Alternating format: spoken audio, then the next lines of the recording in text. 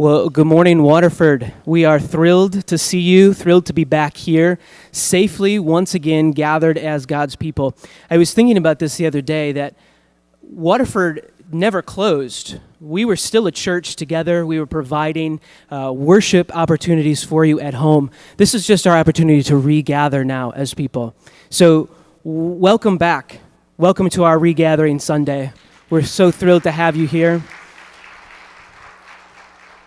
Now, as we navigate life after Corona, we just kind of want to pick our way through this and make sure that we're safe and make sure that everyone is satisfied with what's going on. So this morning, we invite you just to stay seated where you are. If you feel like you want to sing, you can just sing in your space there. But otherwise, just feel free to relax today. And we're just going to kind of take you through just a great outpouring of God's mercy and grace to have us here again this morning.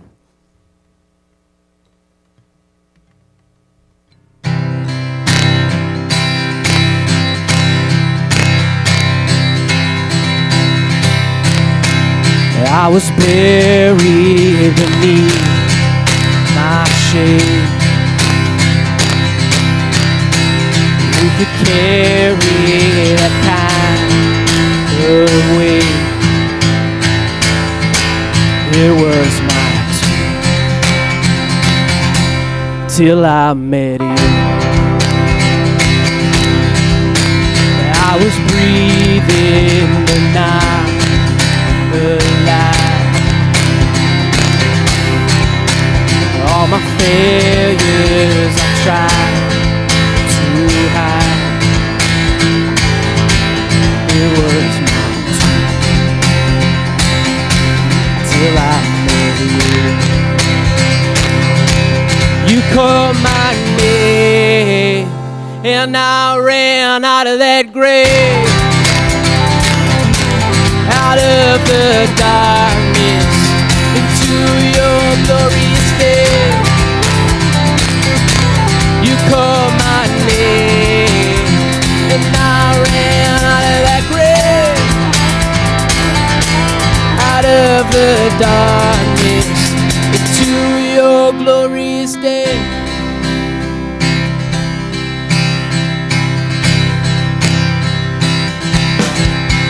Now your mercy has saved my soul.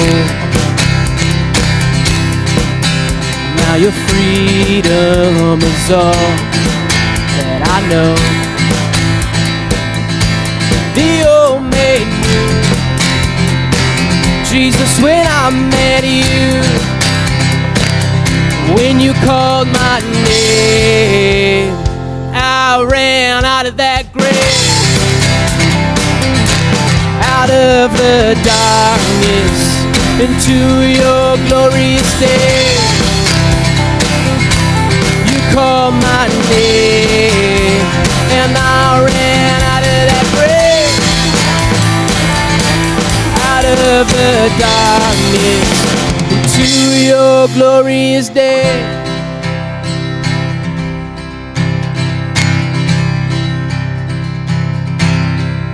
I needed rescue, my sin was heavy, chains break at the weight of your glory.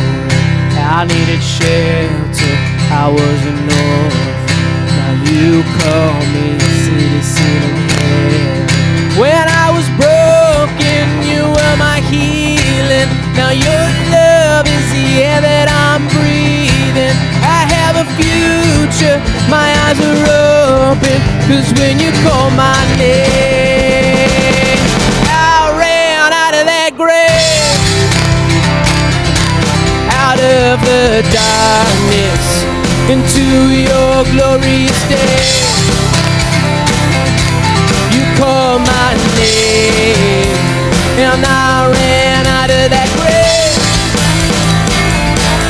out of the darkness into your glorious day.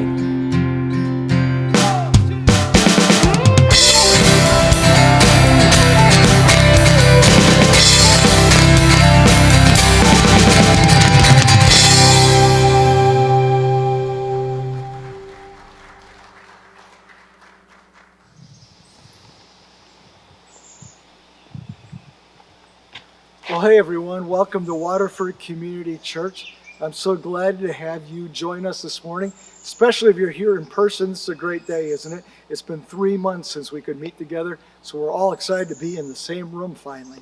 Some of you are worshiping with us at home, and we want to say good morning to you as well. We're excited to be streaming our service for the first time to you, and glad that you can worship in this way. We're doing a series this summer called A Walk in the Woods, and we're taking a look at different passages or different stories in Scripture that talk about trees. And, well, we're going to do the same this week, but we want to get started with a little video and a little quiz we're calling State Trivia.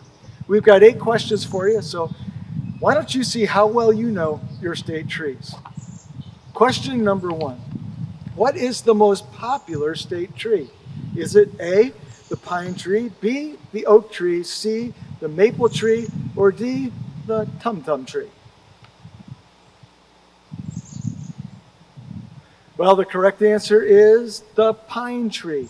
8 different states claim the pine tree as their state tree. Question number 2. Which state is believed to have the most trees? Is it A, Alaska, B, Washington, C, Oregon, or D, Kansas? Well, the correct answer there is Oregon. Oregon has 695,723,226 trees. Not really, nobody's actually counting, but they have a lot of trees. Question number 3. The tallest tree in the United States is called Hyperion, and it's found in California. But how tall is it? Is it A, 312 feet tall? Is it B, 342 feet tall? Is it C, 379 feet tall? Or is it D, 447 feet tall?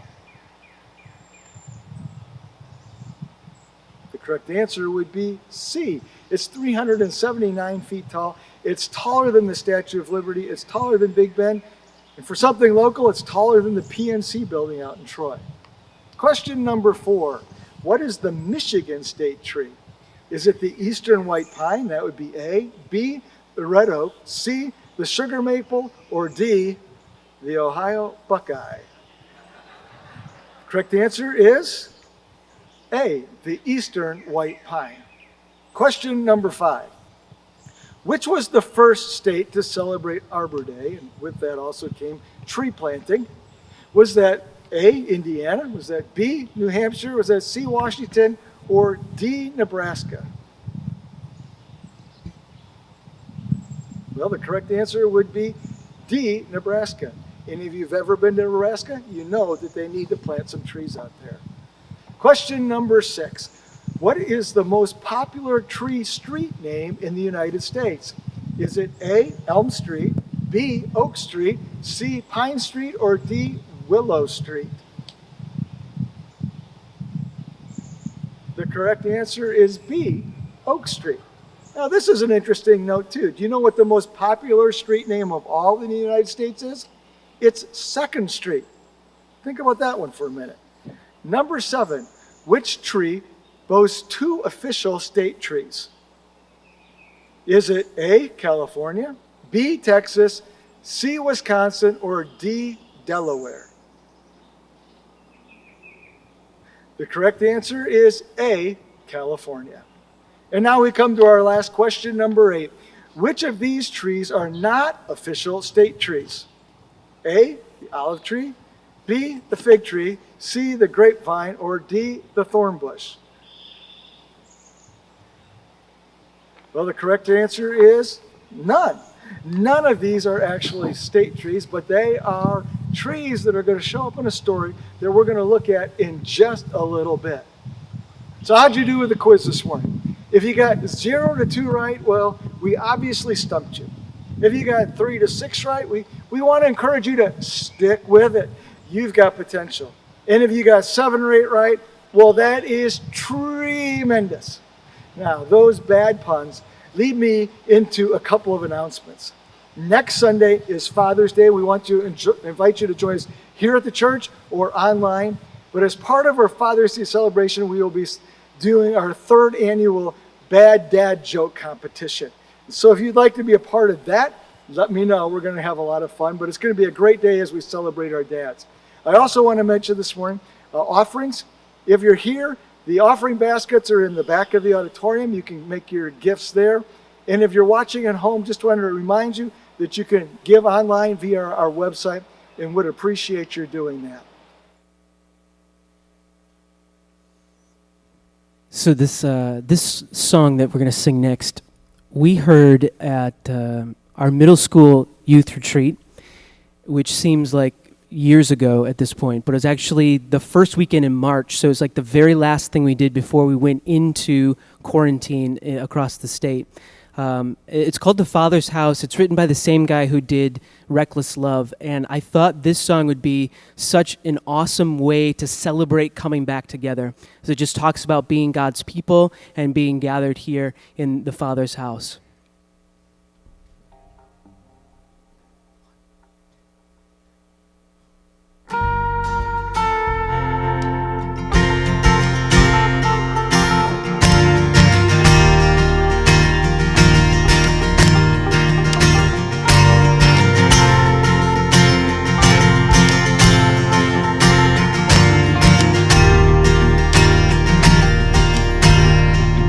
Sometimes on this journey I get lost in my mistakes. It looks to me like weakness is a canvas for the strength. My story isn't over, my story's just begun. Failure won't define me, 'cause that's what I found. Failure won't define me, 'cause that's what I found. Oh, lay your burdens down. Oh, here in the Father's house. Check your shame at the door, 'cause it ain't welcome anymore. Oh, you're in the Father's house.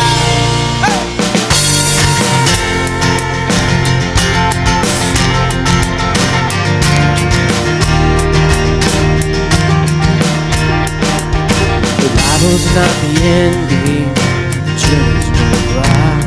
You never want it perfect, you just want it. And the story isn't over, the story isn't good. Failure's never final when the Father's in the room. Oh, failure's never final when the Father's in the room. Oh, lay your burden down. Oh, here in the Father's house. Check your shame at the door, 'cause it ain't welcome anymore. Oh, you're in the Father's house.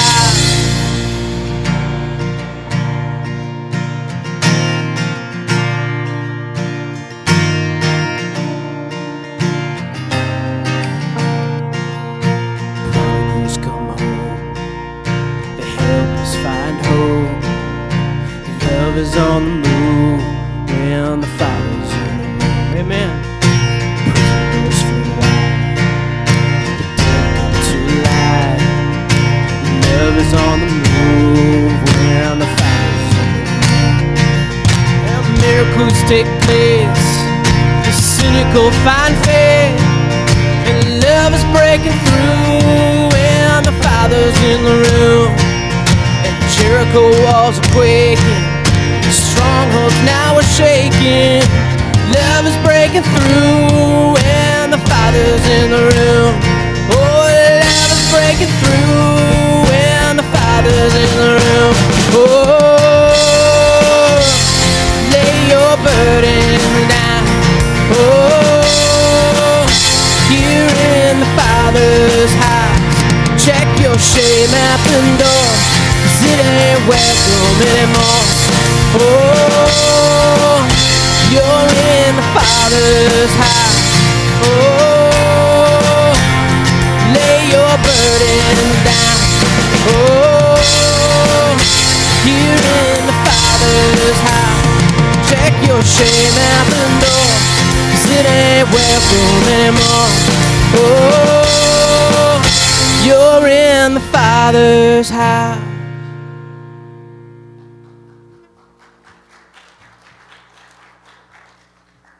Will you pray with me now? Father in heaven, we are thrilled to be here with you, gathered with your people. Your presence is overwhelming. We have felt you through this whole thing. And God, today as we're here, as we're gathered in your name, as we're gathered as your people, we lift up your name. We declare you to be good over all things, more powerful than all things, and worthy to be praised. Father, as we continue in worship, we just give our whole heart to you. We don't let our story define us. We let you define who we are. And so in this moment, God, just meet us here. Meet us in our brokenness. Meet us in our place where we have anxieties and worries. We give them all to you, God. And it's in your Son's name we pray. Amen.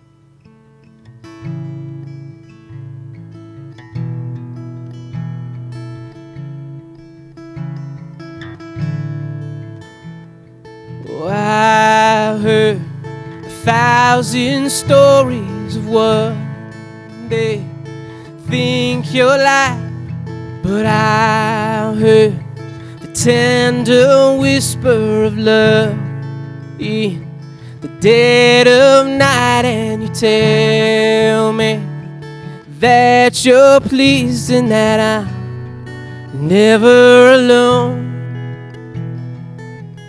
You're a good, good Father. It's who you are. It's who you are. It's who you are, and I'm loved by you.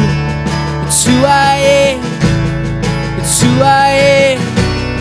It's who I am. Oh, I've seen many searching for answers far and wide, but I know we're all searching for answers. You provide, 'cause you know just what we need before we say a word. You're a good, good Father. It's who you are.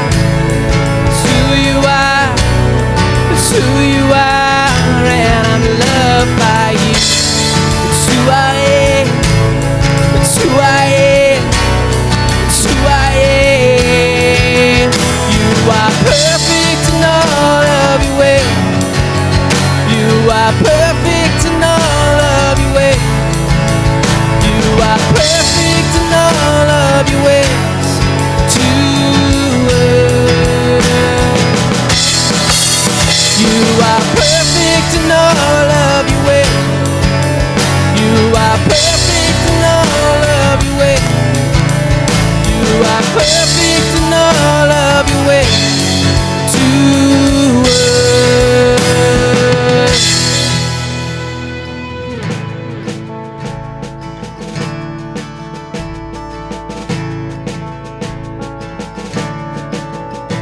Oh, love so undeniable, I can't hardly speak.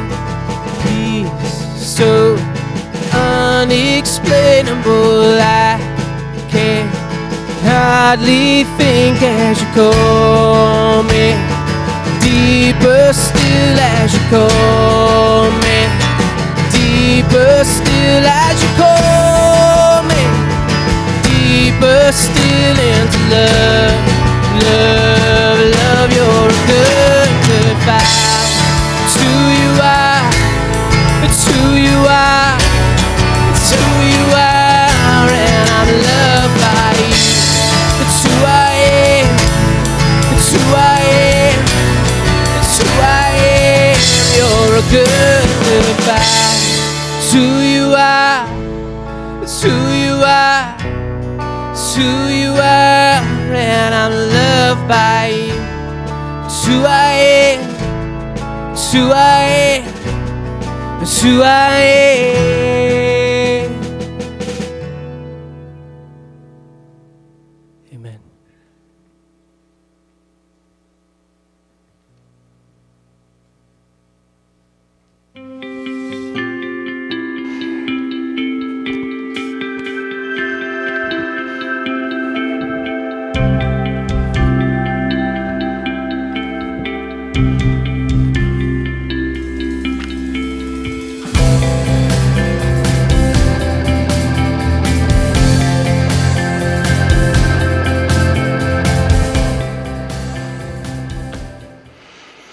Well, the last time we were here, it was baby dedication Sunday, and I'm happy to report that all those kids are grown and doing well.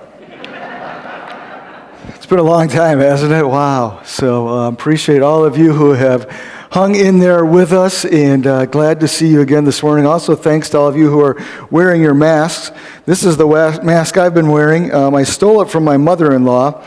It looks really nice on this side. On this side, it's Ohio State University. But I always wear this on the spit side, okay? So it's okay. So just wanted to make that clear. We've been doing this summer series, A Walk in the Woods, and I don't know about you, but I love to get outside. In fact, my wife and I were just talking about this the other day. It probably saved us. Independence Oaks Park has saved us through this whole pandemic. We have been there so many times and walking with the dog. Theoretically, we walk the dog. Realistically, the dog walks us. But we've had a great time doing that and had a great time just diving into this series so far. So hopefully you've caught it online in the first couple of weeks. We started back a couple of weeks ago talking about Abraham. And Abraham, through his life, built altars, and he gets to this one point and plants a tree. And it was just a great encouragement to all of us that sometimes we just need to claim the future, that what God's got for us, and say, yeah, I believe, and I'm going to chase after that. Last week we talked about these obscure verses in Deuteronomy that were about trees and birds' nests, but just a great reminder to us that we need to care about the environment that God's given us to live in, and then we need to care about the people that live in it as well. Well, this week we go to a third story, and it's in the book of Judges. And it deals with the subject that we hear a lot about nowadays in all different avenues and venues of life. But when I hear that word that we're going to talk about, I have to be honest, because sometimes it makes me cringe. I'm like, oh. And it's not because it's a bad word, and it's not even because it's a bad idea. Actually, it's a really important idea. But I think sometimes we misunderstand it, and sometimes we kind of blow things out of proportion, and sometimes we really miss what's important about this concept. And what we're going to be talking about here this morning is this idea of leadership. And leadership is obviously super important. We need leadership in our homes. We need leadership in the church. We need leadership in our communities. We need leadership in the workplace. And so leadership is super important, but sometimes we kind of get it confused and messed up. Well, I want to look at the story this morning in Judges chapter 9, if you want to turn with me, or use your device, whatever works for you. Judges chapter 9, and I want to look at what Jotham has to say about leadership. And his story is told in Judges 9, and he tells a story in Judges 9. And let me just give you a spoiler alert. Trees are going to be part of the story, and so is leadership. And so I want to dive into this because I hope that we can maybe learn a few things that will help us to understand what leadership is really all about. Now, when we get to Judges 9, we see a story here that's the first of its kind in the Bible. It's something that Jesus uses a ton in the New Testament, but we haven't seen it before, and it's actually the parable. And if you're familiar with a parable is like a fable. It's a story that's told about maybe inanimate things or animals or different things like that, but it actually teaches a life lesson. And Jotham is about to share this parable. Now, if you don't know who Jotham is, that's probably most of us. Let me give you just a few details about his story. First of all, Jotham is found in the book of Judges, but he's not a judge. His father was a judge, and that's why we know about him. But the other thing we know about Jotham is he's one of 70 brothers. His father was Gideon, and Gideon, for the most part, was a good judge, but Gideon liked to collect wives, and as a result, he liked to collect sons, and there were 70 sons in Jotham's family. Now, we only know the names of two of them, Jotham, and we're going to find out the name of the other one in just a minute, but he comes from this huge family. When I was doing hospice as a chaplain, back quite a while ago now, I remember going to a man's house and talking, or always meeting these people and trying to get their stories a little bit. And he shared with me that he had 100 grandkids.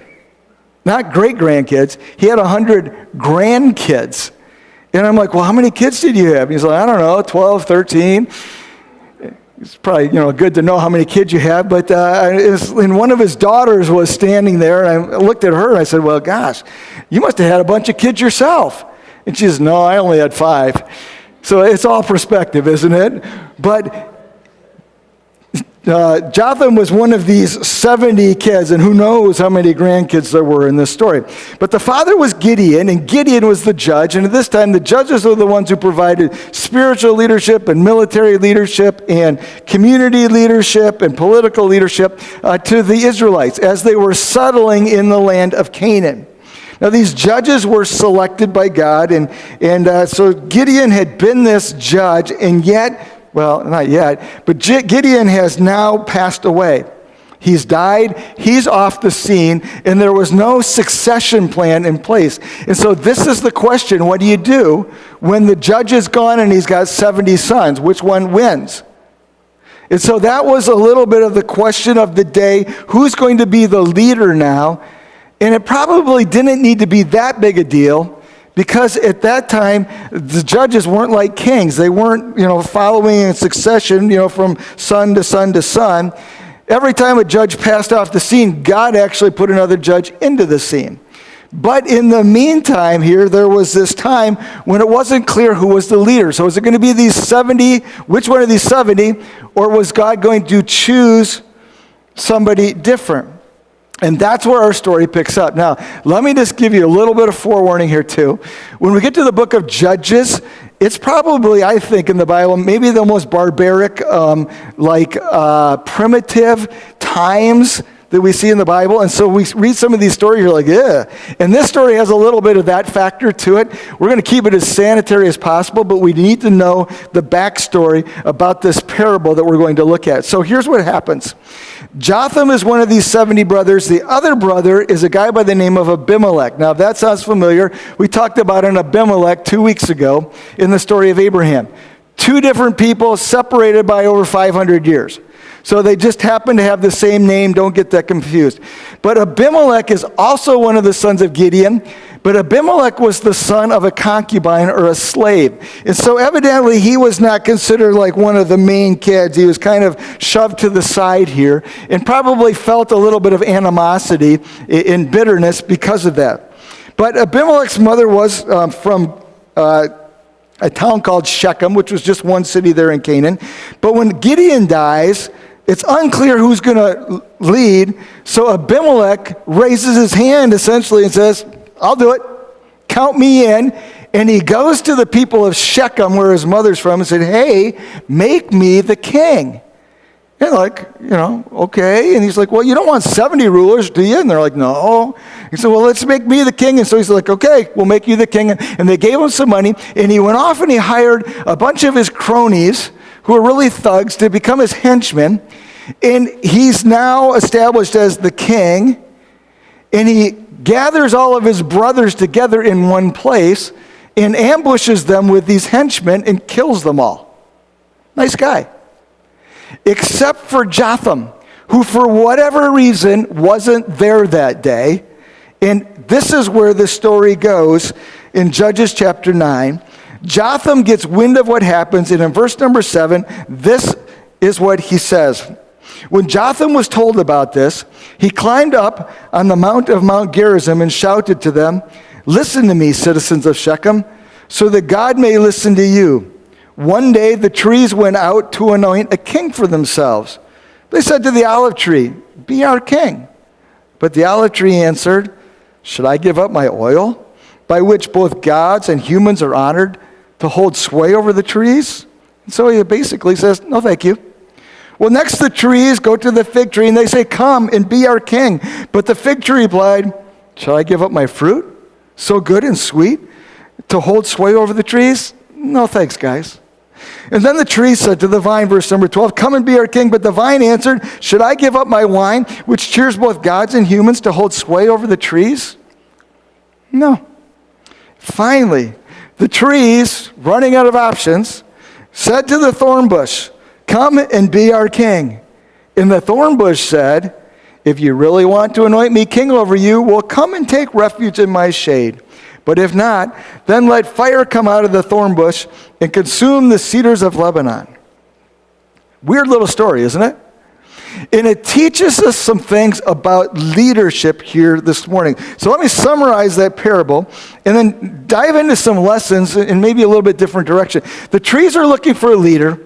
They're asking these various trees to rule, and all the trees that they ask seem like good options because they are profitable, they're contributors, they're making a difference in the forest or wherever these trees live, but they all refuse, and instead they just choose to keep doing what they're doing. They finally get to the thorn bush, which is a little bit ridiculous, because when they ask the thorn bush to be king, he's just a scrubby little shrub. He's prickly. He's a thorn bush. He's shadeless. He's about that big. Isn't it funny that he says, "Come live in my shade"? And he really has no value. In fact, he's a fire hazard, if that's a value. But if you want to start a fire, a thorn bush was a great thing to grab back then and throw it into the fire because of its dryness. But obviously, the thorn bush in this story is a reference to Abimelech. Well, he goes on, and let's just keep reading here what Jotham says. He says, "Have you acted honorably and in good faith by making Abimelech king? Have you been fair to Jerubbaal, which is another name for Gideon?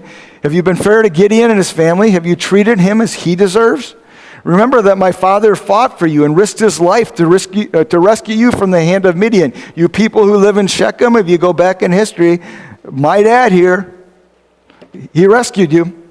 But today you've revolted against his family. You've murdered his 70 sons and have made Abimelech, the son of a female slave, king over the citizens of Shechem because he is related to you. So have you acted honorably and in good faith towards us? Towards Jerubbaal and his family today? If you have, well, may Abimelech be your joy and you be his too." And I love the sarcasm there. "But if you have not," he pronounces a curse on them, "let fire come out and consume you." So what do we learn here? Well, in this story, the first thing is about leadership, or maybe not what leadership is, but leadership is not. And I want to just start here and talk about 6 ideas of what leadership is not, or what I'm calling thorn bush leadership. And so let's just go through these real quickly here this morning. The first thing, thorn bush, I'm going to have to work on saying that word, thorn bush. Thorn bush leaders are about power. What was Abimelech's strategy? I'm going to overwhelm you. I'm going to create fear here. And I would assume he created some fear, don't you think? But he was going to not rule out of goodwill or care, but he was going to rule out of power and the fact that he could be stronger than you, even though he may not have been stronger than these people, and I'll talk about that in just a minute. But we see this a lot of times where people come into positions of leadership and they try to overwhelm, or they try to intimidate, or they try to threaten, or they try to bully, or they throw out ultimatums, or they say things, well, to do this and why, because I said so. That's leading from power, and that's what Abimelech was doing, and that's what I would call thorn bush leadership. Oftentimes, when leaders lead like that, it's a cover for insecurity. Because if I can keep you from asking questions because you're too intimidated, I won't be exposed. But the contrast to that would be strength. And true leadership is going to show strength. And that looks like things like restraint and respect and thoughtfulness and listening and learning and not being easily threatened. And so Jotham comes and he calls out Abimelech and says, this guy's all about power. Well, thorn bush leadership typically depends on position. He wanted to be king, and this is interesting. Here's a little trivia for you. The first king of Israel, we normally would say, was Saul. But actually, the first king of Israel was Abimelech. Now, he was just king over this little tiny town, and it didn't last for long because within 3 years there was an uprising and the whole thing kind of fell apart. But he wanted to be king because then as king he had position. And sometimes we think leadership in these terms too. I want to be in this position because if I can be in this position, then I can make this decision, or then I can make this change, or I can go in this direction here.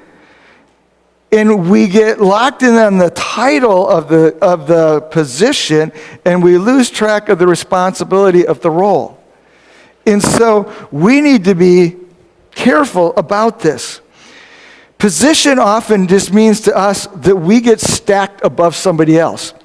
And the problem with stacking people up is that, somebody is better and somebody is less, and I can feel better about myself because I'm up here and this person's down here. But what we do is we assign value to people by where they are in the stack. And we actually assign value to ourselves. And so I've gotten this position here and I've gotten this title here, and so I have arrived. And that's positional leadership. The contrast is to lead by person. And to be a leader that somebody says, I want to go where he's going, not because he has this title of whatever, of boss, whatever it happens to be, but we're like, you know what? I respect that person. I respect his values. I respect his integrity. I respect his morals. And I want to follow him in those ways. Well, the third thing about thornbush leaders is they tend to be self-possessed. They're about themselves. They're about what they want. They're about their preferences, their image, their comfort, their press clippings, whatever it happens to be. They are about them. We see this sometimes. And when we talk about these negative characteristics, it's not hard to start pulling people up in your mind, okay? Yeah, I work for that guy, or yeah, I read that story, or I know, okay? But thornbush leaders are about themselves. And sometimes it's because they have something to prove. I think that about Abimelech here. It was like he had to prove that he was of value, because he may have been shunned by the rest of the brothers. We don't know that. It's an assumption. But a lot of times, people are trying to prove something, and in the process, they become all about themselves and who they are and what they have to prove. The contrast would be what? The leadership is about others, not about yourself. About serving, not about being served. And to realize that responsibility as a leader is to the people that you lead. And that's a tall task. It certainly is. I got asked a question this week if I was nervous about reopening. And I hadn't really thought about it, and I was like, I don't know. I'm not really nervous in the, coming back together as a church. It feels good, doesn't it? And yet I am a little bit nervous too, because the last thing that we need to do is to have a health crisis that got started because we came back together. So that's a big decision, because it's not about what I think or what I want even. It's about you and what's safe for you. And so when I got asked that question, it's like, I hadn't really thought about it, but yeah, maybe a little bit. So I hope you all came healthy today. And if you're not healthy, leave right now. But put your mask on. But that's what good leadership is all about. And right in line with that, thornbush leaders have a tendency to use people or to exploit people. They need people around them to make them feel important, or they need people around them to do their dirty work, or they always need to have a crowd. Have you noticed that even bad people, they don't really, most people that have a cause, they have a tendency to gather people to the cause, because they feel a little bit insecure and weak in themselves, and they have a tendency to exploit and to use people. The contrast would be building people and helping people grow, giving people opportunities, being lavish with praise and compliments, providing freedom and responsibility. That's what a good leader would do. Thornbush leaders, number 5, they create division. What's the first thing that Abimelech did here is he chose up sides. The Shechem side against the son side. We live here versus all you people over here. And he creates this war to start with. But that's what bad leadership does, is creates division. And good leadership then, in the contrast, creates unity. And I think if there's a time right now in our nation, we need unity. It's been interesting and maybe sobering and maybe even frustrating to watch some of the response to things going on right now. I read somebody's blog, and I hadn't thought about this, but I was like, oh, that's a really good point. But they were saying, we face this coronavirus, and we finally had like a common enemy. Like, it was faceless and it was personless, so we could be against this, and we could all come together, and we could fight this together. And instead, we've all gone to our corners. And you know what? We need to come together. And this is a great example, isn't it? We also see this right now with all of this race stuff that's going on. And you can think whatever you think about that, but we do want to value God's people, and we do want to make sure that every person is treated as God sees them, as equal worth. Well, let's not all run to our corners. Let's come together. And that's what good leadership does, is, hey, how do we unify here and move together? Well, the last thing here, Thornbush leadership, they live with this idea, I threw up the word there, unscrupulous. But it's the idea that their pursuit of the goal is more important than their pursuit of morals or integrity in the process of reaching the goal. Actually, the goal of being the sole leader there, or the idea of being a sole leader in Israel, wasn't a bad idea. It would be a whole lot less confusing, but the way that he got there was pretty bad. And we see that sometimes in leadership, is like we have a goal, and even the goal is good and honorable, but the method and the path to getting to that goal needs to be good and honorable too, because that's what good leadership does. And so we see the thorn bush here, and we see Jotham calling him out, but he's not really calling him out. Go back and look at me, or look at me. No, go back and look with me at Judges chapter 9, verse number 7. When Jotham was told about this, he climbed up on top of Mount Gerizim, and he shouted to, not to Abimelech, he shouted to them, "Listen to me, citizens of Shechem, so that God may listen to you." Who is Jotham talking to? He's not talking to Abimelech. He's talking to the people. And there's two things I think we can take away from this that are really important here this morning. The first thing he's saying to them is, hey, you're following a bad leader. Don't do that. And secondly, though, he's saying there are better people out here to follow. And so the first thing that we see from this parable, really big point, is be people of discernment. Figure out what the leader is, and then step back. And you can be supportive as you need to be supportive, but if you can't, then you can step back and say, you know what, that's not the right kind of leader, or that's not going in the right kind of direction. We have that responsibility, and we have that opportunity. And so it's a call to discernment. As you look at leaders, are they about power, position? How do they treat people? Are they divisive? Are they self-absorbed?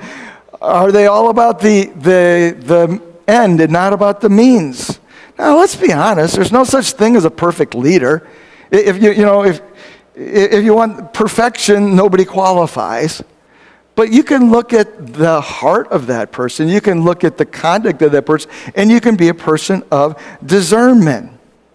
But I think it goes further than that. I think it's a call to commitment. And here's what I love about this story. He goes to the olive tree, he goes to the fig tree, and he goes to the vine, and the people go and say, hey, be our leader. And they're like, you know what? We don't really want that job because we've got something important that we're doing over here. Now, why did they get,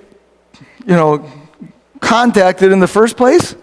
It's because they were contributing. And that's really what leadership is. And sometimes we have a tendency to sit back and say, well, I don't know what to do because I'm not really crazy about the leadership that we got here. It doesn't matter, because you could contribute where you are. And that's actually what true leadership is. See, at the end of the story, the thorn bush had the throne, but the olive tree and the fig tree and the vine, they had sway. Is the word that gets used in that. And it's an encouragement to all of us that we are leaders, because we have the opportunities all around us all the time to make a positive difference in the lives of people around us. Whether it's your kids or whether it's your mate or whether it's the people that you walk with, whether it's the people that work with or whether it's people that you do Zoom meetings with or whether it's the people that you interact with in your family, you have the opportunity all the time to be a contributor. And if you want to be a contributor, just take those negative things of Abimelech and just flip them over. Be a person who's about the other person, not about yourself. Be a person who is looking for ways to give and to build and to support and to encourage. And that's what the parable of the trees is about. It's not about Abimelech, and it's really not necessarily about bad leadership. It's about you and me. It's about you as an olive tree and you as a fig tree and you as a grape tree or vine. Because you constantly, every day of your story, have opportunities to make a difference in your world. So how will you do that? This week, opportunities. How will you be, not like a thorn bush, but like an olive tree, or like a fig tree, or like a grapevine? Would you pray with me? Heavenly Father, just an odd story. And yet you pretty much dedicate a chapter to it in your word. Because I think there's important lessons for us to learn. I pray for each of us that you would help us to realize that we have the opportunity to influence just where we are. I pray that you would encourage us to be humble, to be helpful, to be unselfish, to be gracious, to be servants. I pray that that would be the spirit that we live by. I pray that that would be the goal that drives us. And of course, the greatest example of that was your Son, Jesus Christ, who gave himself up for all of us. The ultimate servant paying the ultimate sacrifice on the cross. And we're so grateful for that. I pray that you would challenge us as we go into this week to be people committed to making a difference in the lives of others. And we pray this all in Jesus' name. Amen. Well, I'm so glad that you're here and joined us this week. It's great to see you all. We're all going to put our masks on, and we're all going to be conscious of the people around us. And I appreciate your doing there. I know that's awfully inconvenient, but it's very, very gracious of you. And we're going to head on out of here. And we got a nice big old parking lot out there. So you can talk to people, and if you're really insecure, just hide behind your car. It's okay. And but God bless you. Have a great week. You're dismissed.